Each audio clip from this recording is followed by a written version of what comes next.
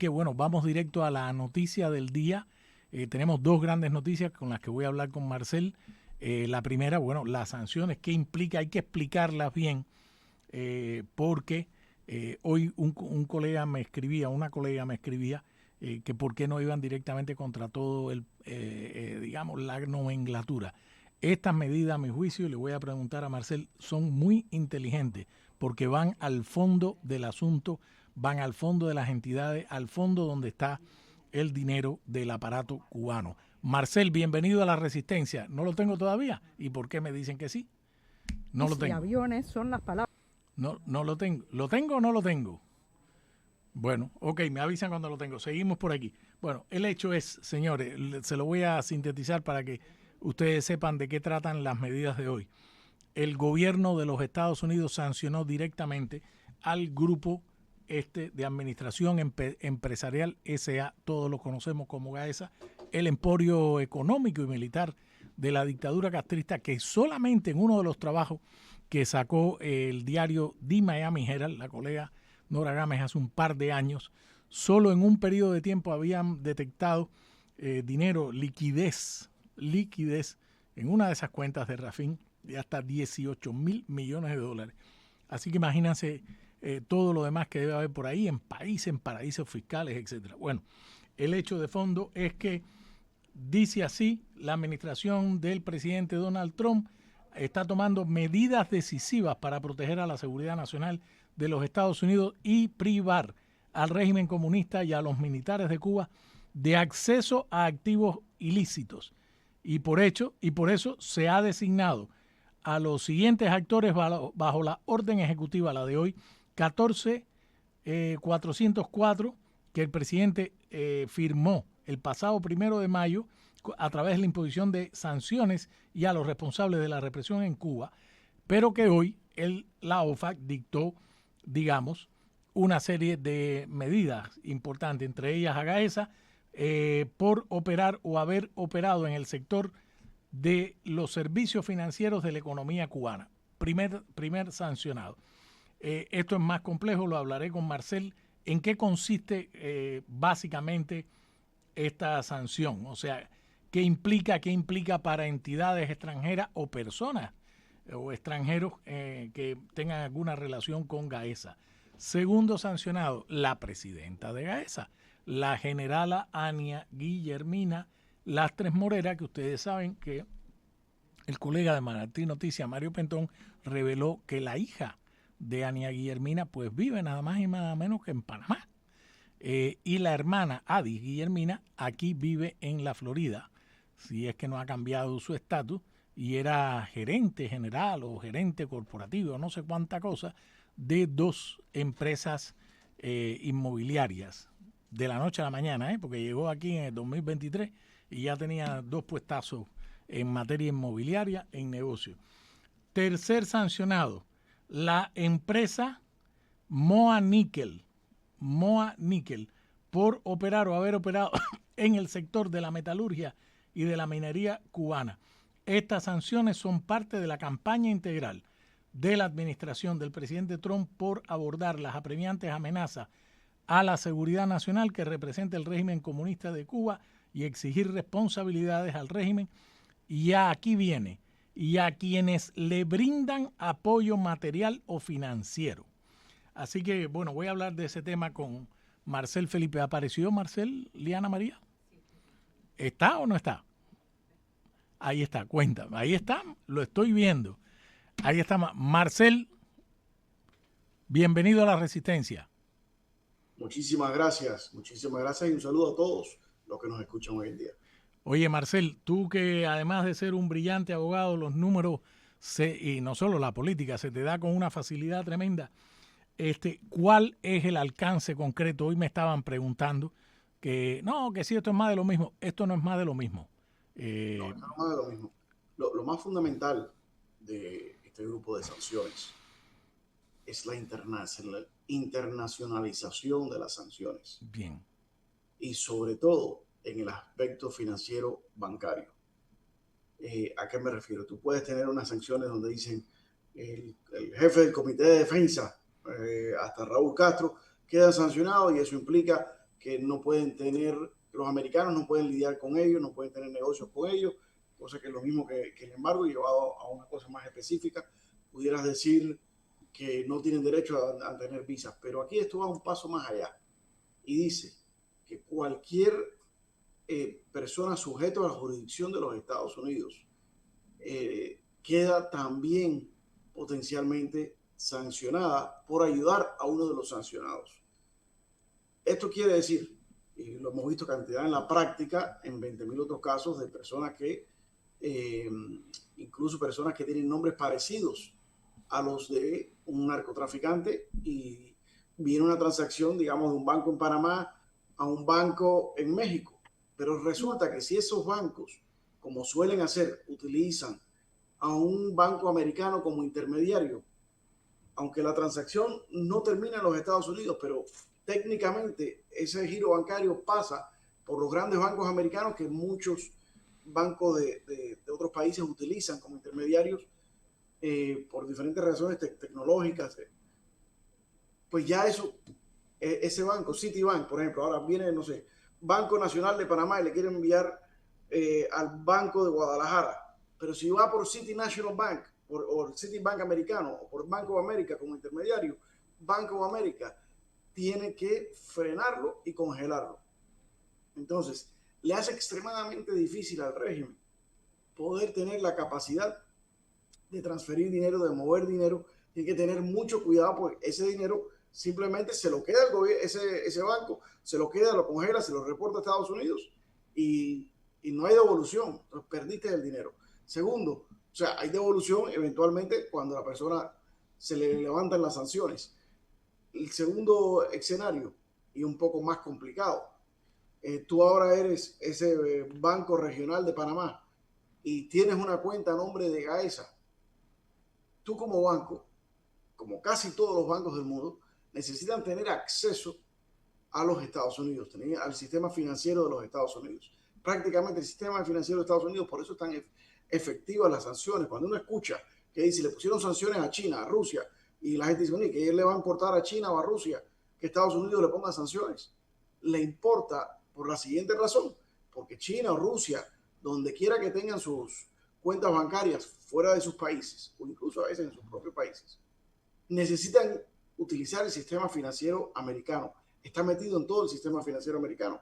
Y en ese momento es que esos bancos, si quieren seguir teniendo el acceso al sistema financiero americano, tienen que cumplir con esa norma americana y congelar la cuenta, en este caso, por ejemplo, de Gaesa, y dejarla ahí quieta sin que puedan sus clientes acceder a ella.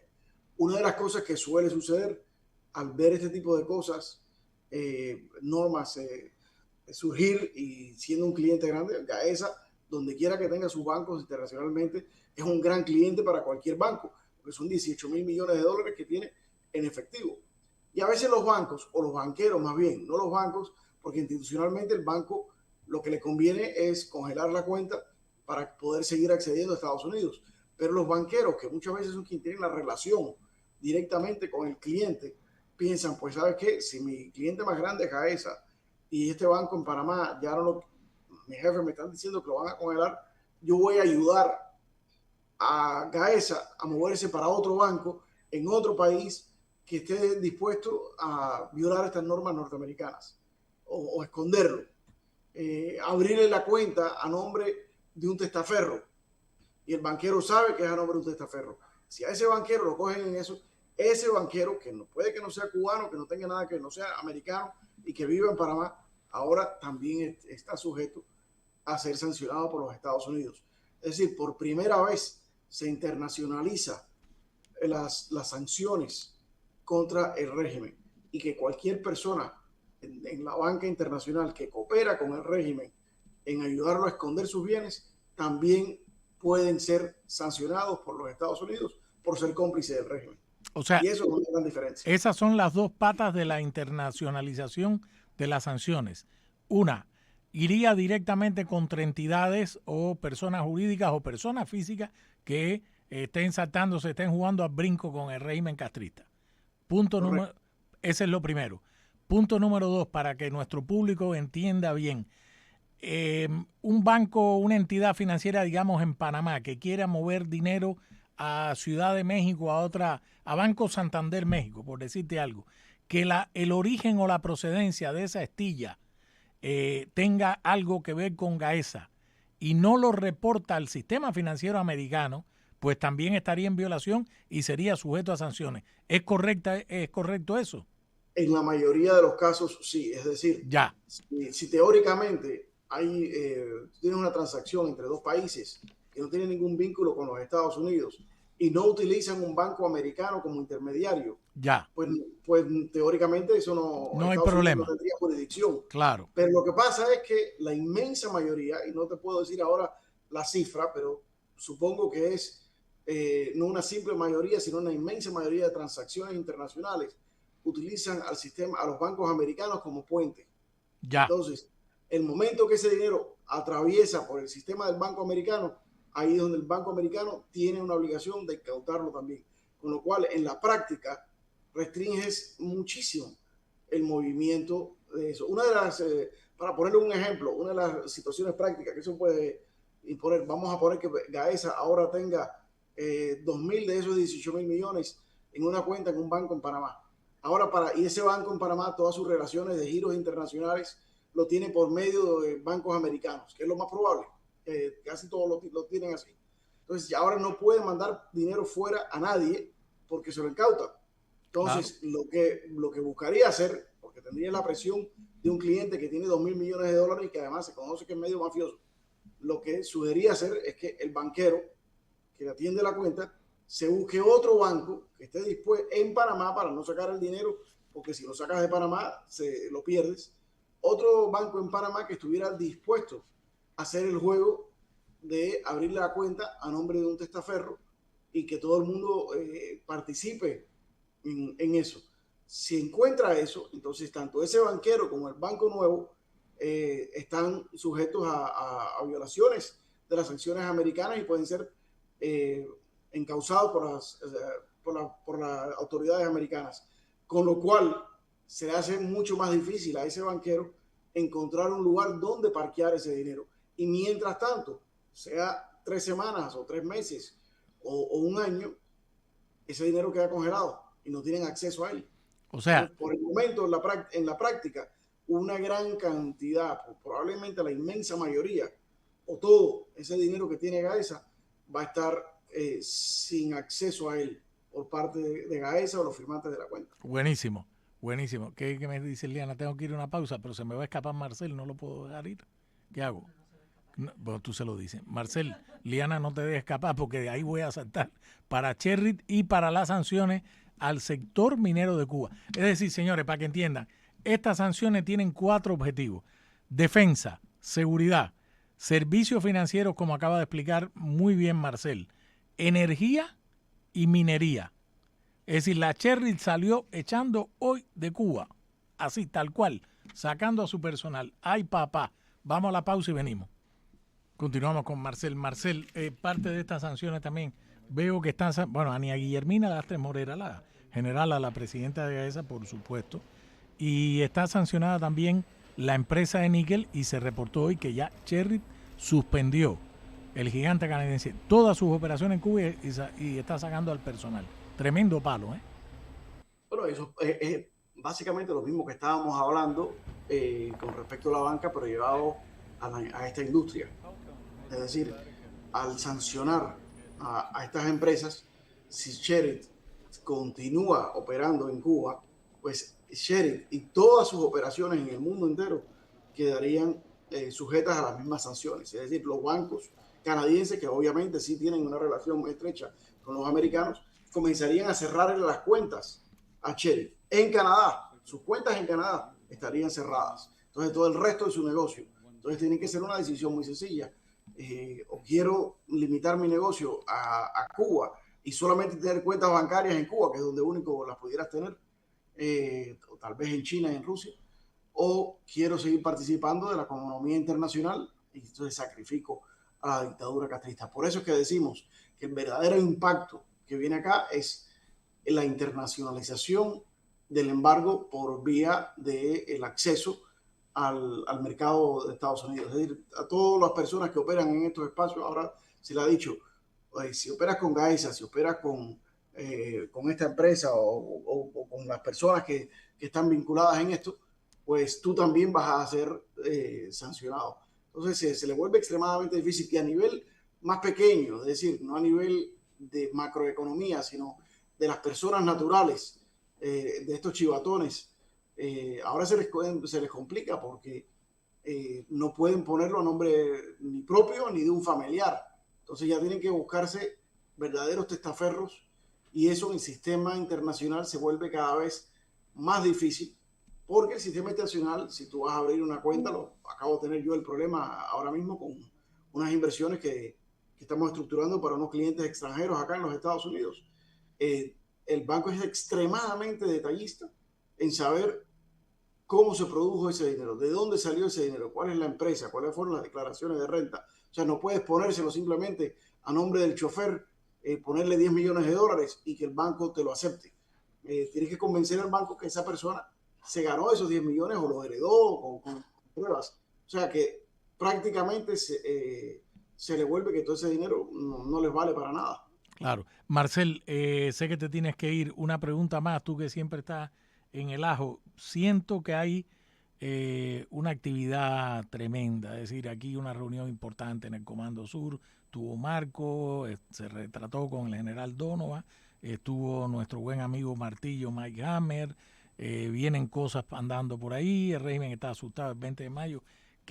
¿Cuál es tu predicción para los siguientes días, para este mes tan clave? No tiene petróleo Cuba, ya dijo Díaz Contado que no sabe para cuándo le va a llegar una gota más. ¿Qué tú ves o sabes? La predicción que lo puedo dar con total certeza es que van a venir muchas sorpresas. eh, Mira, A ver, tírale algo al público, yo Marcel. creo que se acercan pasos para la parte del encauzamiento de Raúl Castro. Una de las cosas más importantes es esto que se ha hecho con las acciones, porque es de privar al régimen de los 18 mil millones de Gaesa. Lo otro grande e importante es el encauzamiento de Raúl Castro. Nosotros conseguimos que el fiscal estatal del estado de la Florida abriera una investigación contra Raúl Castro, o mejor dicho, por el tema de las avionetas de Hermanos al Rescate, a ver si había alguien más que encauzar susodicho Raúl Castro.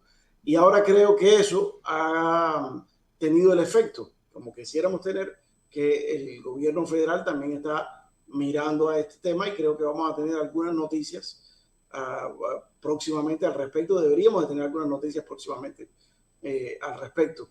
Y de ahí en adelante son tantas las opciones y posibilidades que necesitaríamos 2 programas para hablar de todo, pero definitivamente son cosas que se avecinan. Y por cierto, por mucho que digan que Estados Unidos lo único que quiere es negociar, sí existe una nueva iniciativa por parte del Comando Sur de conocer a los líderes de esta comunidad y acercarse a los líderes de esta comunidad. A mí me han invitado a estar en el Comando Sur próximamente. Nada estratégico, como diría el Granma, que me acusaba de hacer planes para desestabilizar la isla. No, simplemente para ir conociendo la comunidad. Pero eso es algo que no hacían antes. Entonces, todo esto me parece que es muy positivo para el futuro de Cuba. Y sé que hay mucha incertidumbre. Hoy estuvimos hablando de los diferentes escenarios y todas las personas que se quieren postular de presidente, que quieren ser presidente o que aspiran a ser presidente. En estos momentos lo que hay que hacer es no enfocarse en eso, sino estar enfocados en cómo ayudar a Marco Rubio y cómo ayudar a que venga una transición. Esa transición tomará un tiempo y vendrán elecciones y habrá tiempo para que todo el mundo que quiera aspirar, aspire, pero el momento no es este, me parece a mí, para estar enfocándose en esto. Vamos a enfocarnos en ayudar a Marco Rubio. Vamos a ver si la semana que viene puedes pasar por aquí para hablar del tema de tus famosas 3 fases, distintas a otras que la gente ha hablado por ahí, y Claro. el tema del medio, que es el tema legal, el tema que tú has explicado. Es bueno que el público lo comparta porque hay muchas ideas, etcétera, pero mientras más se sepa, como estamos en democracia, mejor. Así que te agradezco, Marcel. Sé que de aquí a la próxima semana esto va a estar muy, muy activo. Claro que sí. Dale, Hablamos entonces. abrazo. Marcel Felipe, presidente del Museo Americano de la Diáspora Cubana.